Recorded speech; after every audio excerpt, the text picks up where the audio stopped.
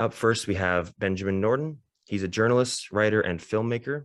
He's the founder and editor of the independent media outlet Multipolarista, where he reports in both English and Spanish. His journalism focuses primarily on US foreign policy and geopolitics. He has reported from many countries around the world and is currently based in Latin America. So Ben, go ahead. Thanks for having me. It's a pleasure being here. This is an important panel, so I'm glad I could speak here today.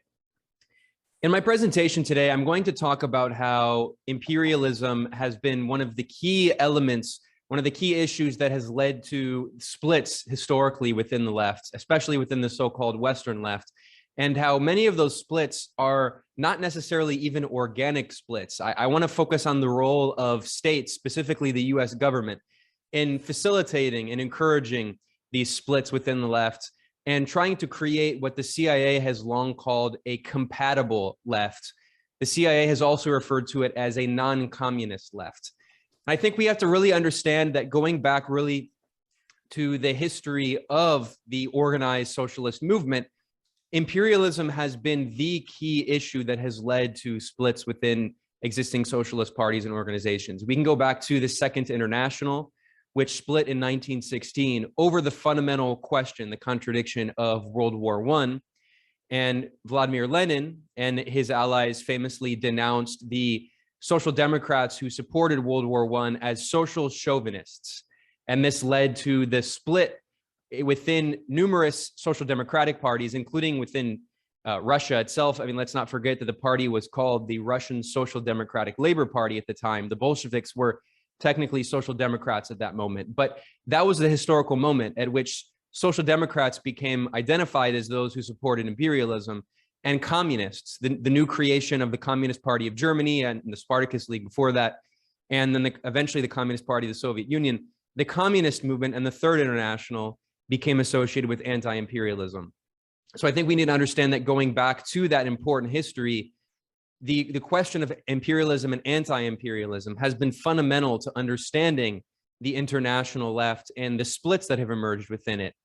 And after the Bolshevik Revolution and after World War I, the US government began investing more and more resources in the first and then the second Red Scares into encouraging these splits. And I want to focus on an organization that is not well known, but I think anyone who considers himself a socialist or even a progressive needs to understand the history of the so-called Congress for Cultural Freedom. And we now have declassified documents. This is well substantiated in research by scholars like Gabriel Rockhill, who I would definitely invite everyone here to check out his very important scholarship. Also, Joel Whitney has a book called Thinks about how the CIA encouraged certain strands of left-wing thought, literary thought. And there's another great book by Francis Stoner Saunders called The Cultural Cold War.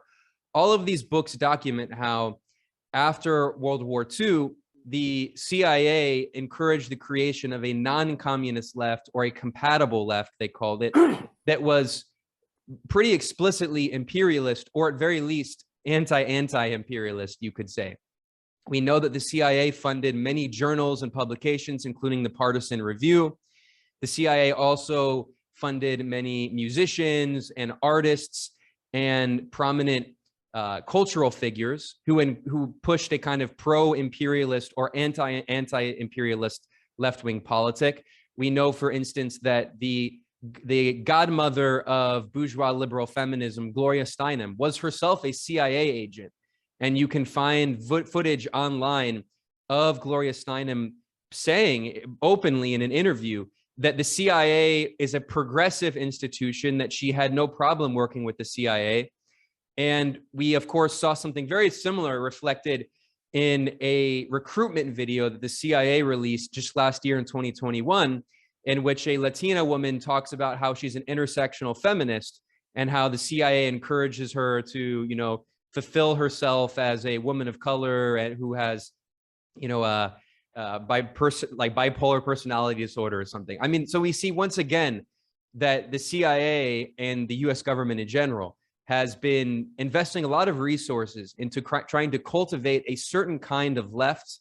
And of course, that left is one that uses left-wing rhetoric while objectively defending US imperialist interests.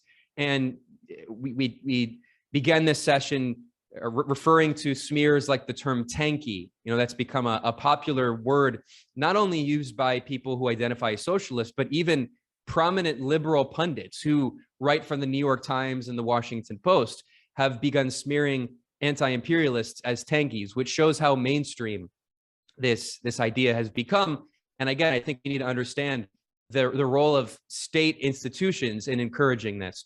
Now, I think we also need to understand that some of the most iconic figures in the so-called Western left, in the pantheon of Western left history, have been direct participants in this infrastructure of US government co-opment. I'm thinking specifically of Herbert Marcuse. Herbert Marcuse has been referred to as the godfather of the new left with a capital N and capital L. We shouldn't forget that Herbert Marcuse, the reason he really came to fame was because he worked for the OSS, which was the predecessor to the CIA created by Wild Bill Donovan. And Herbert Marcuse's research against the Soviet Union was directly sponsored by the US government. Herbert Marcuse wrote probably his most important book, at least that established him before One-Dimensional Man, which was Soviet Marxism. And this was a critique of the Soviet Union and the Communist Party of the Soviet Union from a Marxist perspective. That book was based on research funded by the OSS, that is the predecessor to the CIA, and the State Department. Herbert Marcuse was brought in by the OSS originally to do research about Nazi Germany, but after the end of World War II, he continued working for the US government. He later worked for the State Department and continued doing research against the Soviet Union.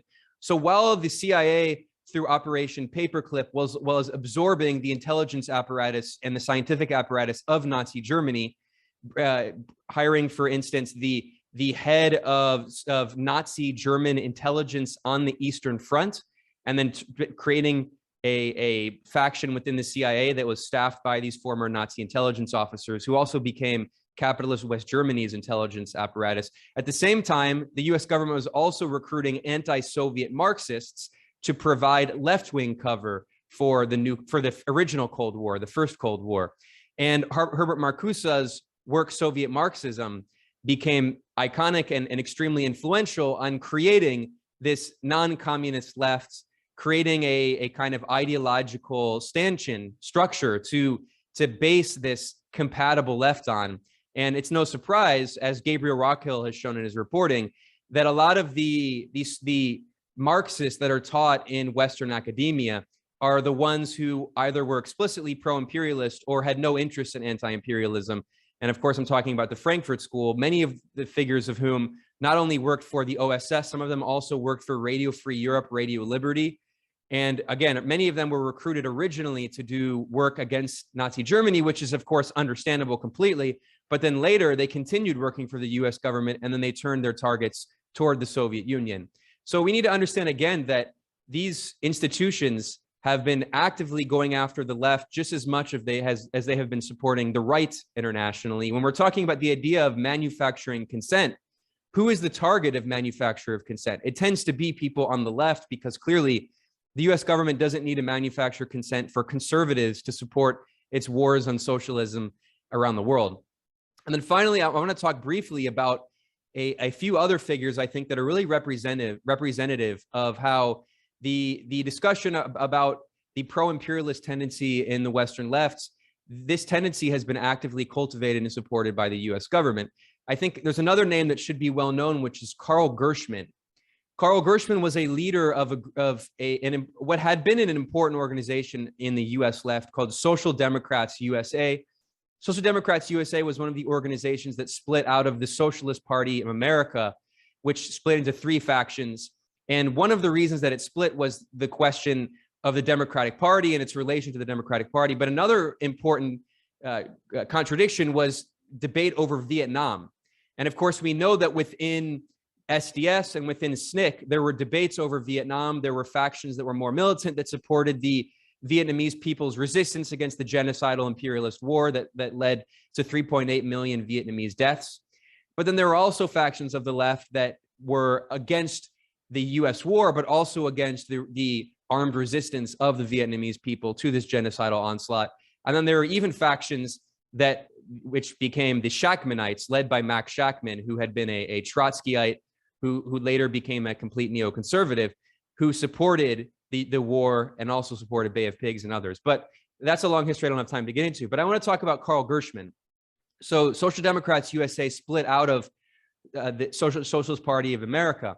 Carl Gershman was a leader of Social Democrats USA, and he later became the founding director from 1983 until last year, 2021, of the National Endowment for Democracy, the NED. Many people who are watching this probably know what the NED is. This is a CIA cutout created by the Ronald Reagan administration, CIA under William Casey, in order to fund a lot of these compatible left groups, also right-wing groups. But let's not forget that it was the Solidarity so-called union in Poland, again, giving left-wing cover to objectively pro-imperialist, anti-communist activities that, that the CIA funded through the NED to eventually lead to the overthrow of the Polish People's Republic. So we know that the NED has been one of the main institutions in funding a lot of these non-communist left groups and compatible left groups around the world. I'm in Nicaragua right now. I mean, in 2018, there was a violent coup attempt against the elected Sandinista government. And there were people who called themselves leftists, even socialists, who were funded by the National Endowment for Democracy, including former Sandinistas who became U.S. embassy informants from a party called the MRS Party, the Movement for Renovation of Sandinismo. So this U.S. strategy of creating a compatible left, a pro-imperialist left, continues very much to this day. And the last thing I'll say is that with the new Cold War, I think it is very clear that the US government and Western European governments, I'm not as familiar with the role of European governments in doing this, but we can bet, I mean, I'm sure that there is evidence of European governments doing the same thing that the US government has been doing for decades in supporting this anti-communist pro-imperialist left. But in terms of the new Cold War on China and Russia, it is very clear, I mean, I've shown it in some of my reporting, that the NED has been funding a lot of groups that call themselves socialists and anarchists and even feminists and anti-racist, but who are explicitly anti-China. I did a report recently about how the US government, the US embassy in France is funding a feminist Uyghur podcast about how evil China is and how China is supposedly this patriarchal racist hellscape. And this feminist Uyghur podcast is funded by the US government and is co-hosted by a former CIA officer. So it's very clear that in the new Cold War, the US government continues putting a lot of resources into creating and foment and cultivating an anti-communist, pro-imperialist left that will provide so-called left-wing justification for the proxy war on Russia and Ukraine and the new Cold War on China. So I think we should be very vigilant, and we should understand that while we're talking about the fundamental problems of the pro-imperialist social chauvinist tendency within much of the Western left, we should understand that there is a material basis for that ideology continuing to reproduce itself socially. And that material basis is very frequently resources coming directly from capitalist and imperialist governments like the United States. I'm Michael Hudson. I'm appearing here for the International Manifesto Group. If you like this video and ones like it, please subscribe. For more information, go to the address on the screen.